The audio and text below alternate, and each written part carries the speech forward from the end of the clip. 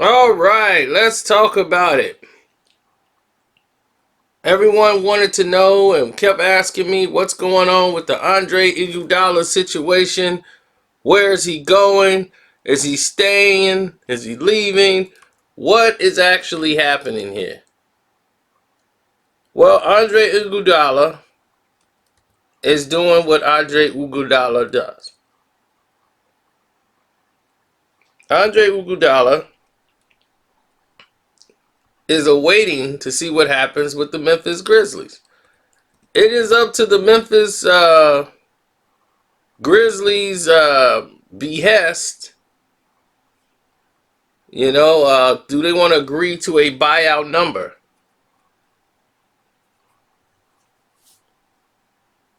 Andre Iguodala has what, 17.2 for his next season? So, I don't know.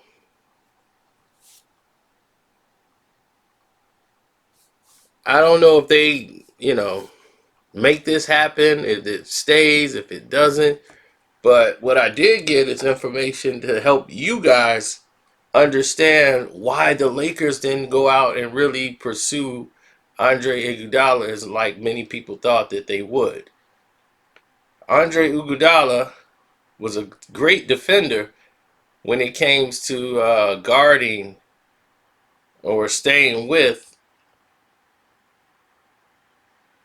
um, Kawhi Leonard. So this way it would alleviate in the fourth quarter a lot of pressure off LeBron James, who will have another defender that could stay with Kawhi Leonard and kind of keep him at bay. And you won't have to lean so much on Kyle Kuzma or Anthony Davis to try to pick up that assignment. Now, Anthony Davis can guard him, but he's not a really good shutdown defender, and he's been known to be a difference maker in the fourth quarters. Andre is, and he's very skilled. Have some of the greatest hands in the game and knowing where to keep his hands for certain situations. So having him is just an extra asset you can have out there on the court.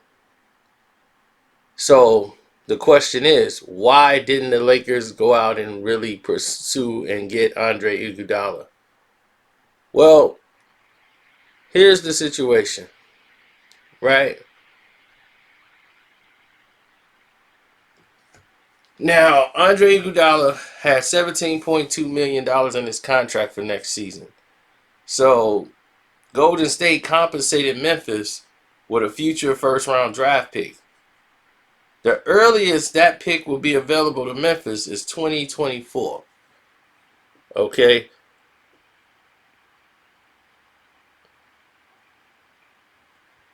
So, everybody who was outraged that he was gone,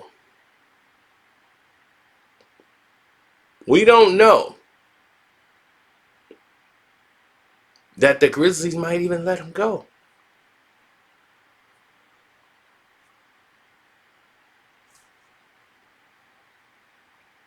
You know? We don't know. Because the only reason, now, here's the thing, the Grizzlies would let him go,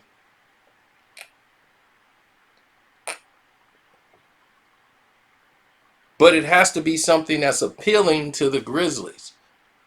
See, let me show you how a buyout works. A buyout is, we know what you're guaranteed to be with the team, but do you really want to be with a team that's not going to go to the playoffs or contend for a championship at this point in your career? If you want to go through that and get your last payday here, then by all means, you're here. So we'll eat that 17.2 to keep you. But here's the deal. If you want a buyout, you could always settle for less to make it easier for the team to move you to a team that you want to play for. That's how buyouts work. Buyouts are a negotiation. So you don't necessarily get the money that's guaranteed for you. You try to get as close as you can to it.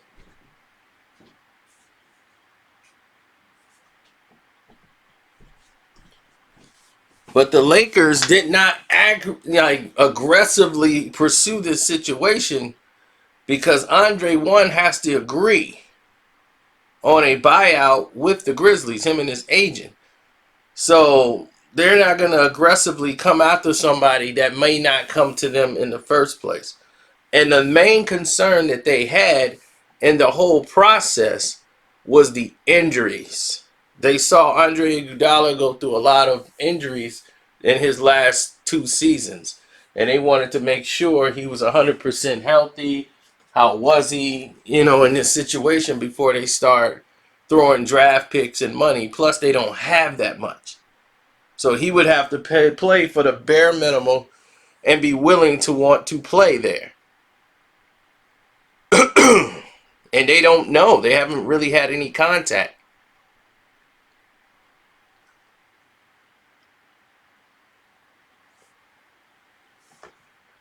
Sorry about that.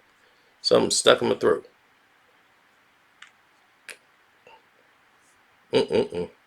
Where's my water? The Grizzlies are working on getting younger and developing their young talent.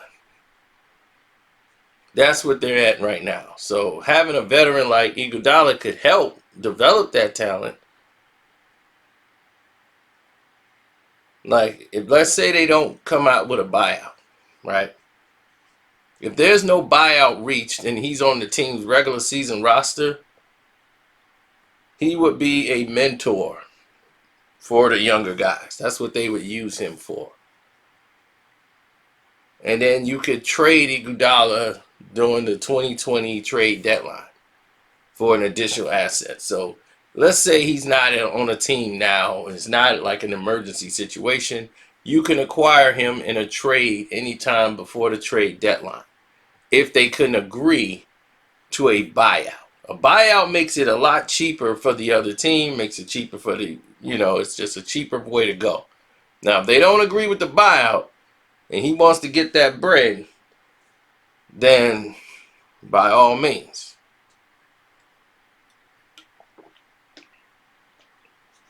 But the only one that was holding this situation up was Andre Iguodala. Now, we all assume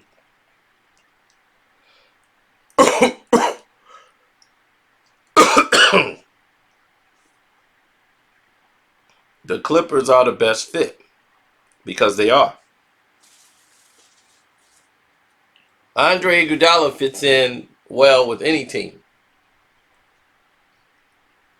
because he's that good of a player. He can affect the course of a game just by being on the floor.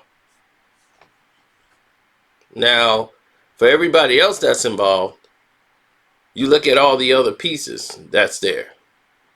The Lakers just don't have the flexibility to be able to pick him up. That's the problem. And when you don't have that type of flexibility in your team, things are starting to go, in different directions.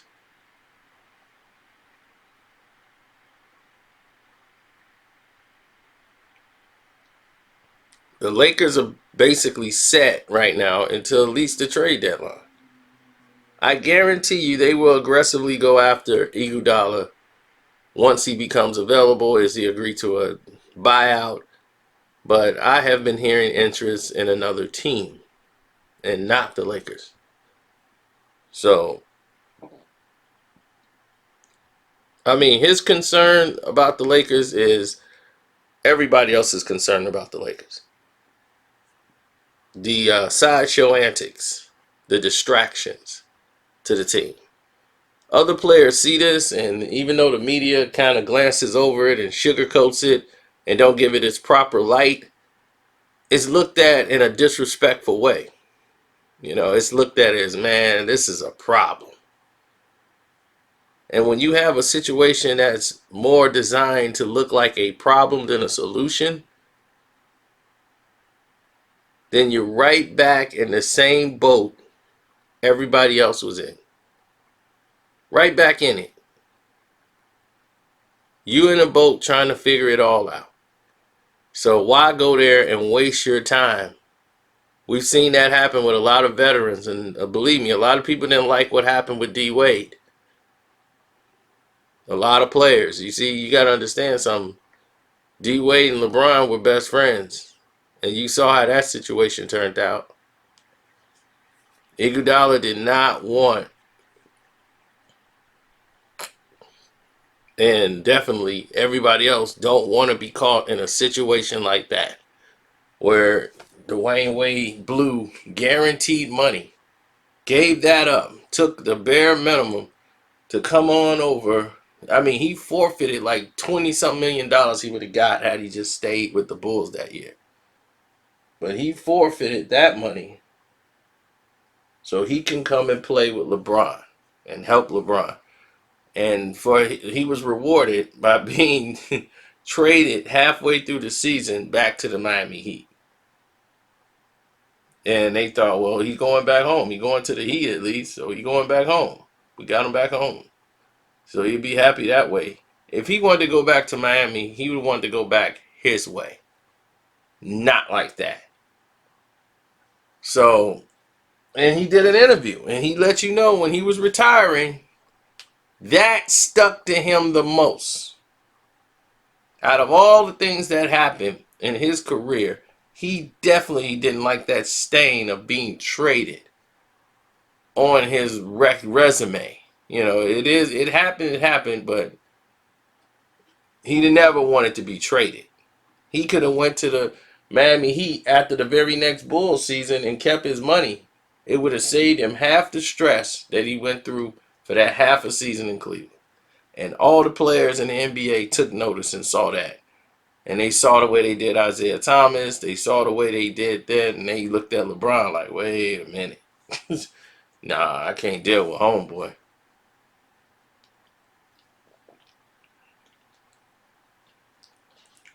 So when they were saying, oh, people want to play with LeBron, there wasn't a lot of people trying to play with him, dog. That's the double truth.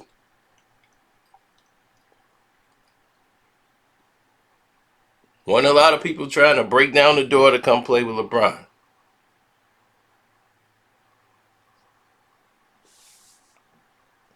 Not people with stature. They seen how they get blamed. They get none of the credit. They get all of the he gets all of the praise, none of the blame. I saw the corruption. I saw it early. Now Andre, if he's smart, he would go to the Clippers. Clippers, to me, fits like a glove. With Iggy on their team, they win a championship. They don't just go to the finals. They win a championship. Because that's a guy you can have out there in the fourth quarter that could come off your bench. He could play 30 minutes a game if somebody's injured. And the Clippers have got players that's known to be injured. Paul George, Kawhi Leonard, injury prone. So if one falls down, the other one should be able to carry the other. But you need someone that can come off that bench, get in that starting lineup, and be looked at as a threat. A scoring option that could be a threat.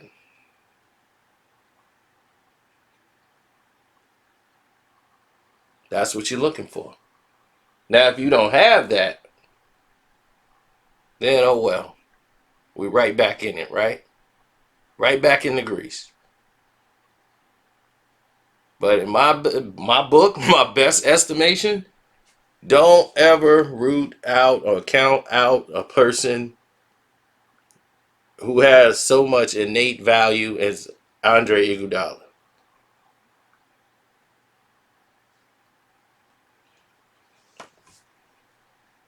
Don't do it.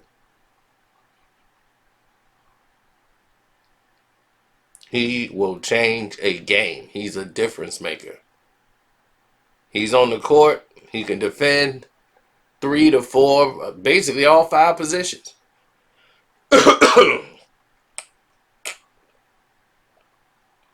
But I did hear the Lakers are concerned about his health.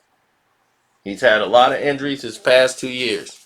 From back to knee, leg, they want to make sure to pay that kind of money, then they're not really gonna do that. They already mortgaged to the hilt with Anthony Davis, a player they don't have signed, whose agent talking about he's going to free agency, which is just a dumb thing to say. But on that note, I'm gonna end this, and definitely I'm gonna say check out the page or click the Cash App, Carcino, in the Cash App. I appreciate all the love and support, and we out of here.